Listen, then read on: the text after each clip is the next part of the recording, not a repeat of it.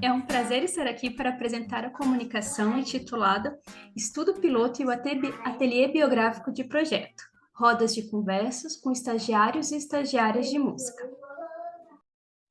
O objetivo dessa comunicação é apresentar o estudo piloto realizado e suas contribuições para a pesquisa de doutorado em andamento com estagiários e estagiárias de música.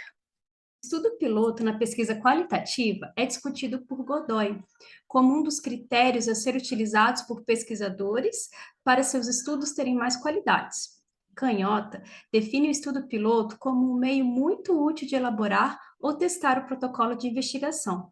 Além disso, o autor aponta a importância desse em evitar perda de tempo e dinheiro, frustrações e embaraços.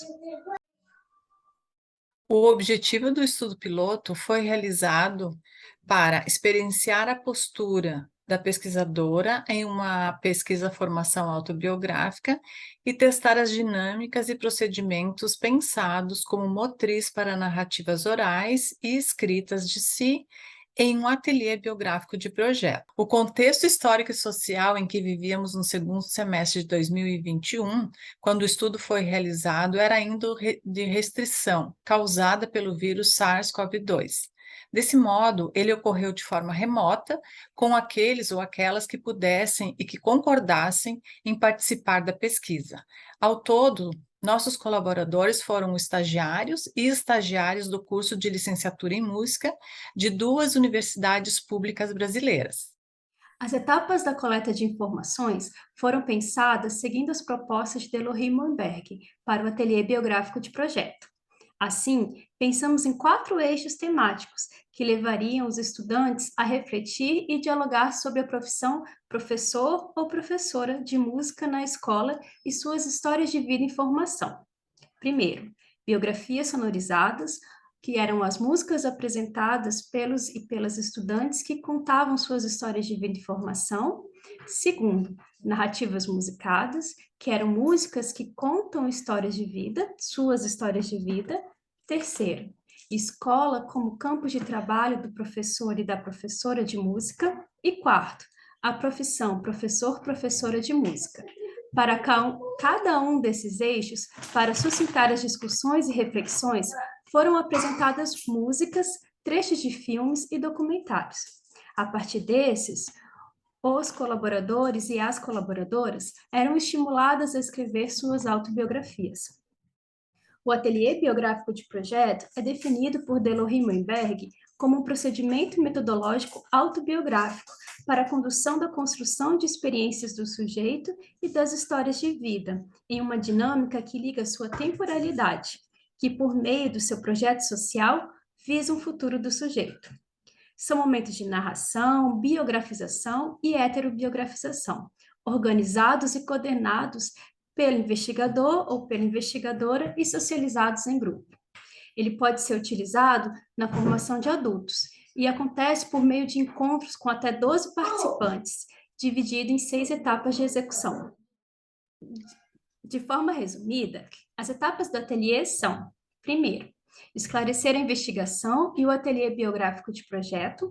Segundo, elaborar, negociar e ratificar o contrato biográfico com os colaboradores e colaboradoras da investigação.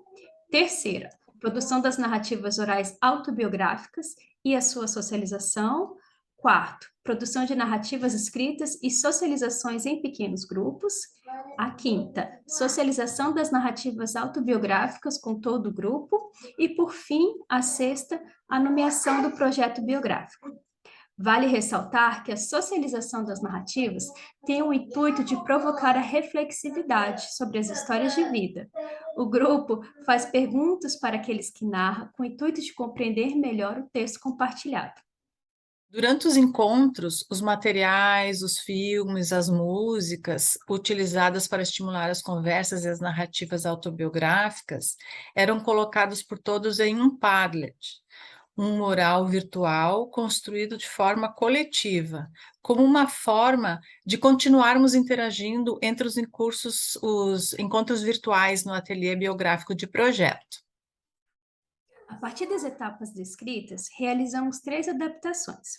A primeira foi a realização do ateliê em 5 encontros, e não em 6.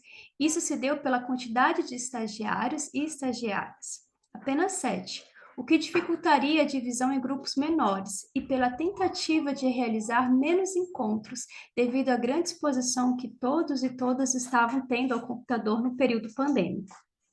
A segunda foi a função do secretário, aquele que vai escrevendo tudo o que acontece nos encontros, que foi desmembrado por todos os participantes. Decidimos que todos seriam o secretário ou a secretária. Em duplas fixas, os estagiários e as estagiárias ficaram responsáveis por escrever o que o outro falava. Cada um e cada uma, então, receberia o texto do seu ou da sua colega, com todas as suas falas transcritas, da maneira como este ou esta percebeu o discurso do outro, e contou e confrontou com a sua autobiografia, sua escrita de si, para a escrita de seu projeto autobiográfico. Por último, não foi possível realizar a socialização da última versão das autobiografias escritas, o projeto biográfico. Os estagiários e as estagiárias demonstravam cansaço e nem todos enviaram sua última versão. Também, os períodos de intervalo sugeridos por Delors Rimmenberg entre as etapas não foram seguidos.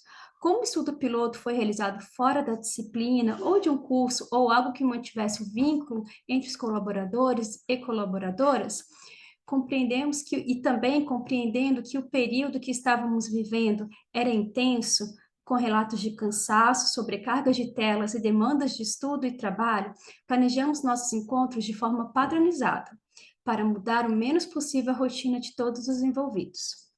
A escrita e leitura dos memorandos que guiaram os encontros virtuais com os estagiários e estagiárias trouxe as seguintes categorias emergentes: significado da música na formação, significado do curso superior em música, trabalho do professor e da professora de música, trabalho com música, estágio, música e política, artista ativista, família, escola e religião, no processo formativo e no se tornar professor ou no se tornar professora, repertório, lugar geográfico de fala e a escola que quero trabalhar. A partir dessas características, para a coleta de informações com o próximo grupo de estagiários e estagiárias, foram repensadas as estratégias de filmes e músicas a serem compartilhadas entre eles e elas, com a ênfase em documentários, textos, webinários e a limitação de 2 músicas para serem apresentadas por cada estudante, uma de formação e outra de identificação. No estudo piloto, não houve essa limitação, o que possibilitou uma maior ênfase nas biografias sonorizadas e nas histórias de vida e formação de cada um dos estudantes que participaram. Percebemos que os estagiários e as estagiárias tinham muita facilidade em realizar suas narrativas orais. Porém, a escrita, que precisava de mais tempo, disputou com suas agendas, já bem alteradas com as demandas de um mundo pandêmico. Suas obrigações como estagiários e estagiárias na escrita de planos de aulas, relatórios e demais atividades acadêmicas e de trabalho.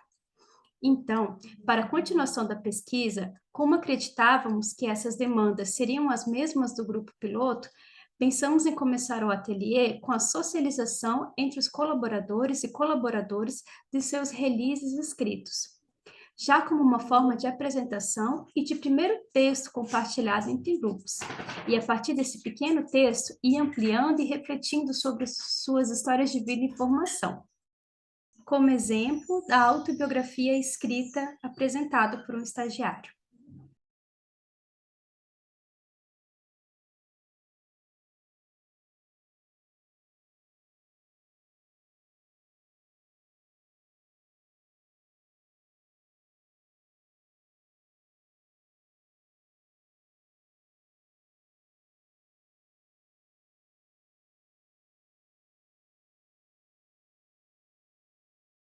Decidimos que o ateliê biográfico de projeto seria na disciplina de estágio curricular supervisionado 3, como uma ferramenta de coleta de informação e de formação. Planejamos expandir o tempo de reflexão e ter a abordagem autobiográfica como fio condutor do processo de emancipação dos estagiários e das estagiárias. Então, a disciplina foi toda pensada como um ateliê biográfico de projeto, onde as 6 etapas propostas por Delohry Mumberger, né, estivessem presentes durante todo o semestre. Outro ponto de transformação foi quanto à minha postura de pesquisadora em uma pesquisa-formação. Precisei compreender a função do silêncio, o momento de espera das respostas, deixar que os colaboradores e colaboradoras interagissem entre eles e elas, escutar o que os estudantes queriam falar, sem induzir ou conduzir o pensamento deles e delas, foi um processo de silenciamento interno muito grande. Entendemos que essa postura foi necessária para deixar mais claro os limites de fazer uma pesquisa com estagiários e estagiárias e não uma investigação sobre eles e elas. Em nossas considerações finais, reforçamos que, com a realização do estudo piloto, é possível perceber seu caráter exploratório, pois permitiu, além da validação das questões pesquisadas, o seu redesenho, bem como alterações nas dinâmicas propostas no ateliê biográfico de projeto e principalmente no que se refere à escrita das autobiografias reflexivas por parte dos estagiários e estagiárias, e ainda a reflexão sobre a postura da professora pesquisadora. Então, esse contato preliminar foi extremamente importante para a validação e testagem do procedimento de coleta de informações. Assim, concordamos com Filho e Barbosa e Dana, que por meio do estudo piloto, refinamos nossa prática de pesquisa e desenvolvemos habilidades específicas nesse processo, como questões éticas, sensibilidade, técnicas de condução e escuta e destreza na comunicação com os colaboradores e colaboradoras. A compreensão da postura de pesquisadora só se deu a partir da experimentação do campo. Assim, com esta comunicação, esperamos contribuir com a publicização de estudos que demonstrem os processos metodológicos construídos ao longo da pesquisa, explicitando seus caminhos, acertos, erros e adaptações. Seguem as referências utilizadas neste trabalho. Muito obrigada. Obrigada. Ninguém tira o trono do estudar, ninguém é o dono do que a vida dá.